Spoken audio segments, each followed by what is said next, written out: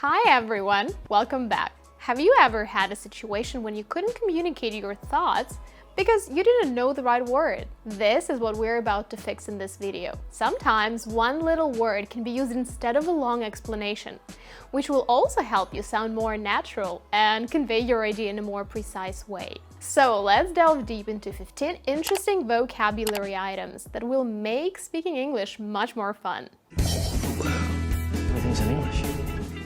All you need to know. All right. How did you learn to speak English?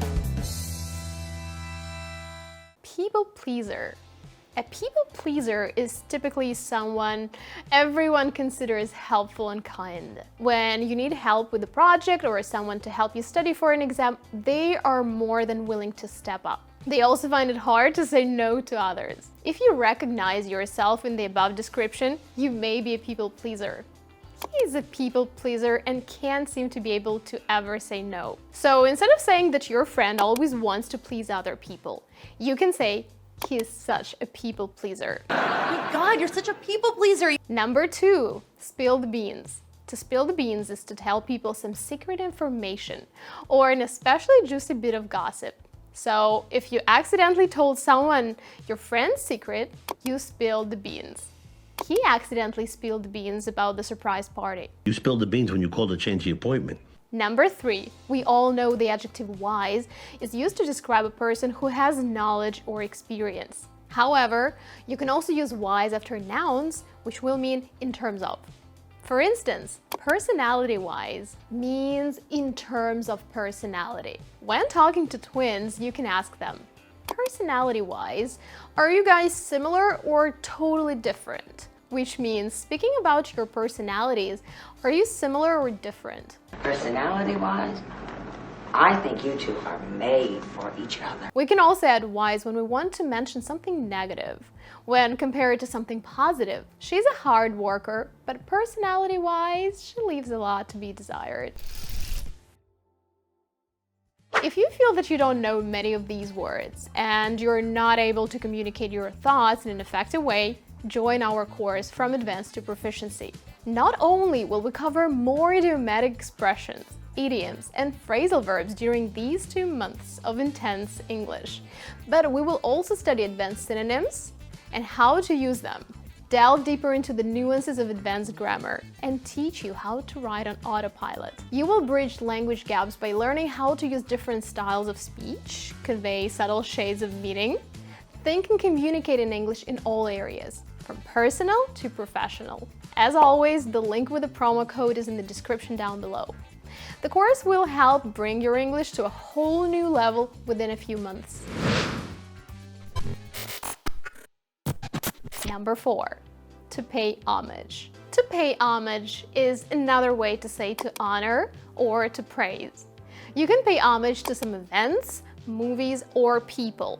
For instance, this book pays homage to George Orwell. You can pay homage to people who motivate others and make them believe they can do something. Top Gun Maverick pays homage to several people who were integral in the success of the original 1986 classic. By the way, the word homage has 3 pronunciations.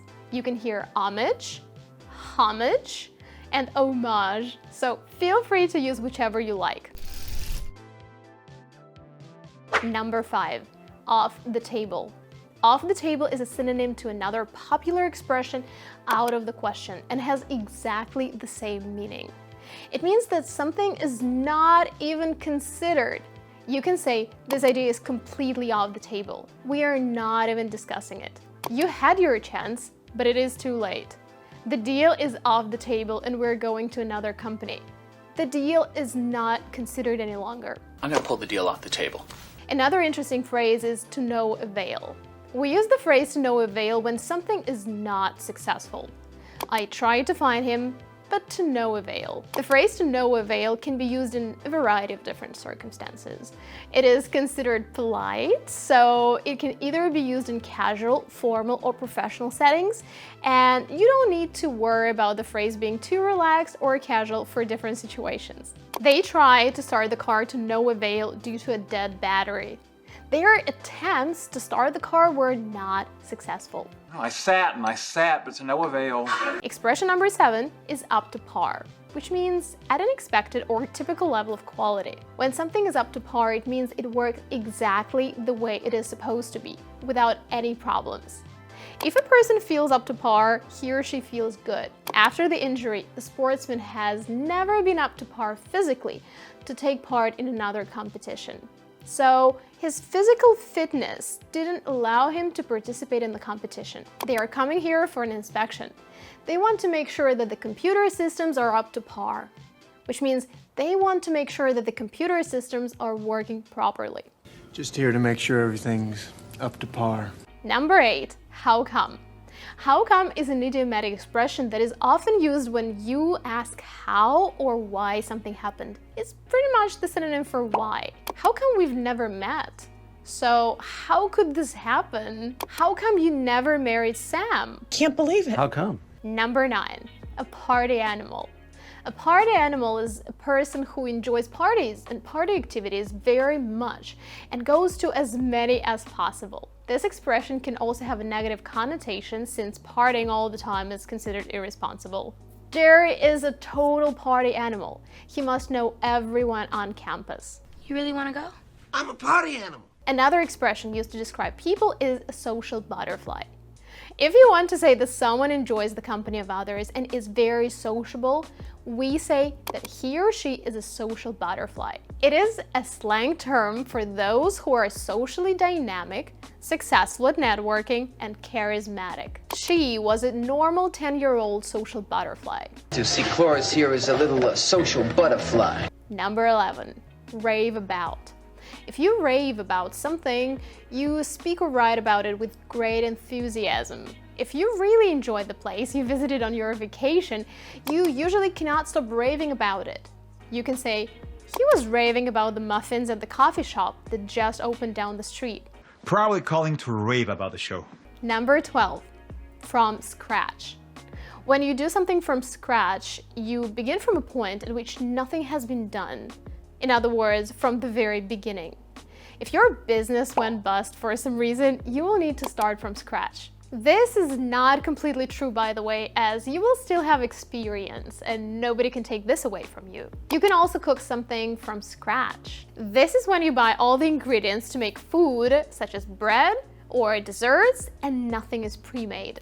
Custard, which I made from scratch. 13 is the phrasal verb to crack up, which means to burst into laughter or to laugh with great enthusiasm. When somebody tells you a funny joke or is just acting funny, you can either crack up or try to keep from cracking up. His jokes always make me crack up. The videos of animals on TikTok usually crack me up. They are just hilarious. You crack me up. Number 14, to come clean. Let's say that you've been keeping a secret from your parents, and then one day you decide to tell them the truth. You will need to come clean. To come clean is to admit the truth about something. We usually come clean with someone about something. You come clean with me now. I think it's time I come clean with you about what I've been doing this whole time. He came clean about the broken vase. She was finally ready to come clean about her father. Finally, the last expression is tell me about it. We use it when we understand what someone is talking about because we had the same or similar experience. In other words, we agree with the person. We usually say tell me about it when we agree that some situation or experience is difficult or unpleasant. This meeting is so stupid. Tell me about it. Like, I totally agree that the meeting is stupid. Something is wrong with this computer. Tell me about it. It's always freezing. Well, let's wrap it up for today. I hope you guys enjoyed this lesson. Don't forget to write sentences with the new expressions down below to remember them better. Also, let me know how many of these phrases you knew and which ones were new to you. I will see you all very soon. Have a lovely day. Bye bye.